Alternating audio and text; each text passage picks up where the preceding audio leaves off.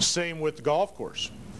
It can be set up so that when it hits a certain temperature, it starts the syringe cycle. It can do it automatically. Now you got a little tricky deal there with golf courses. You don't necessarily want to just kick it on automatically, because you might drill somebody the minute that you might have somebody standing right beside the head when it comes on. So what has to happen on a golf course is you need to have a person at every green with a remote or some way of turning the green. Maybe you have to go to the control box at each green and kick them on as soon as you get a group clearing off the green and before the next one comes on. But see, you got plenty of time. It takes about 5 to 8 minutes for the next group to get up to the green. So you got a window of 5 minutes or at least for a cycling, for a syringe cycle before you jump in your buggy and go to the next one. And on those critical times, you might have 4 or 5 employees out there each doing 3 or 4 greens apiece and get them done right now when it's time to do it. So you have those capabilities on a golf course, and a lot of those systems are set up with handheld remotes, and you can just go right in there and stand off to the side of the green. As soon as one group clears, punch it up on your remote, kicks on the water and runs for its 3 minutes and shuts down, and on to the next green you go. In fact, you can get it going and then leave and go to the next one and fire the next one up before that one is shut down, because you program it for 3 minutes and away you go. And you know that you're not going to water somebody in the process, because I mean, some of these bigger turf sprinklers, they knock you right down. Some of them run 100 gallons a minute plus, and they'll be running at 120 psi.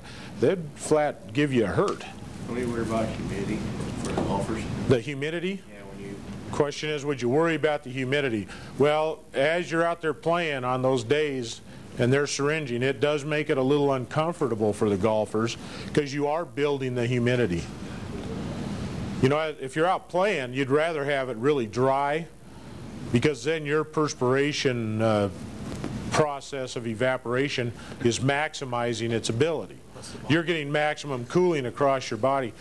As we're getting all that evaporation off the ground, it adds to the humidity in the area, and so you're going to be a little more uncomfortable than you would if it were really dry out.